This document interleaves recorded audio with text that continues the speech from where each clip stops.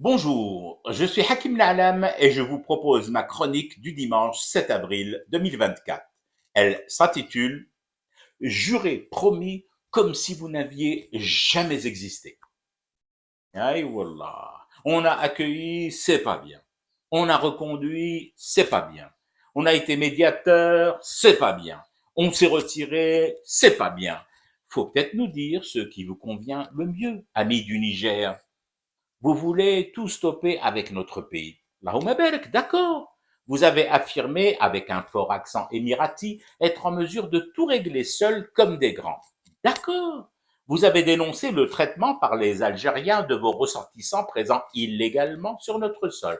D'accord. D'accord, tout ça. Et même d'autres choses comme le choix de la marque et de la couleur des bus climatisés utilisés par l'Algérie pour ses longs courriers dans le Grand Sud. Alors, nous allons vraiment arrêter. Oui, il est légitime de vous écouter et de répondre favorablement à vos demandes de plus en plus pressantes, hein, de plus en plus éructantes, de plus en plus insultantes et de plus en plus enturbanées et babouchées de vous laisser tranquille naviguer sans aide dans l'immensité du désert. Donc, plus question de vous embêter avec ces cohortes interminables de convois d'aide humanitaire, de containers de vivres et de médicaments à dos de camions arrivant à Niamey et rendant le sourire à des enfants et à des vieillards affamés et malades. Attention, faut surtout pas se méprendre. Ce n'est pas que nous allons ranger les camions et les aides dans les garages. Non, ça, nous ne pouvons pas. Il est dans notre nature profonde d'aider les frères du continent, ceux qui le souhaitent. Notre terre d'Afrique en compte. Mais jamais, au grand jamais, nous n'irons à l'encontre de la volonté de ceux qui ne souhaitent pas que nous les aidions. Là, ça serait de la torture coupable de notre part. Comment vous dire, amis du Niger? Ça serait assistance forcée à personne en danger, mais ne souhaitant pas être secourue. Ce n'est pas encore un délit inscrit officiellement dans les livres de la Haye, mais si les Émirats y mettent le prix, ça pourrait changer. Voyons voir encore ce que nous devons arrêter, stopper net pour ne plus vous embêter. Manquerait plus que le qalqokum.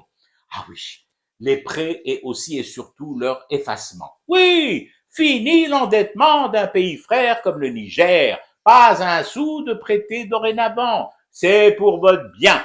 Vous verrez, vous finirez par nous remercier pour vous avoir ainsi refusé toute rallonge de prêts ou d'avance sur les dons à venir. Plus de prêts, plus de dettes, plus de remboursement, et donc plus besoin pour nous d'en rajouter dans l'altruisme panafricaniste en effaçant des dettes qui, de toutes les manières, n'existeront plus. Et puis, et même si cette liste des choses, des trucs et des machins que nous devons faire pour votre quiétude et la paix de votre âme de junte petchiste, même si cette liste n'est pas exhaustive, nous rajoutons dans le pacte leur accompagnement à nos frais jusqu'à vos postes frontières de tous vos ressortissants perdus dans notre territoire. Les ponts aériens et terrestres, ça nous connaît.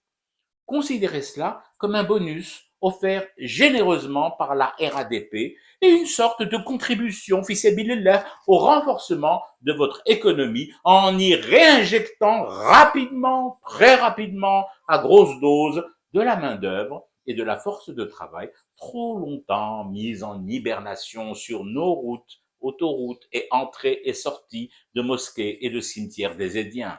Non, non, ne nous remerciez surtout pas, amis du Niger. Que ne ferions-nous pas, nous les Désédiens, pour venir en aide aux voisins sans les aider? Oui, je sais, le concept peut paraître un chouïa bizarre, voire complètement inédit.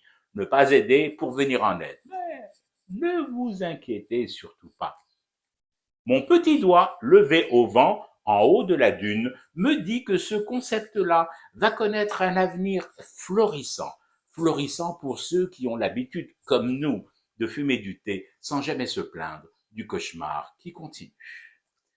C'était Hakim Na'alam, je vous retrouve demain pour une autre chronique et une autre façon de dire son amour à l'Algérie.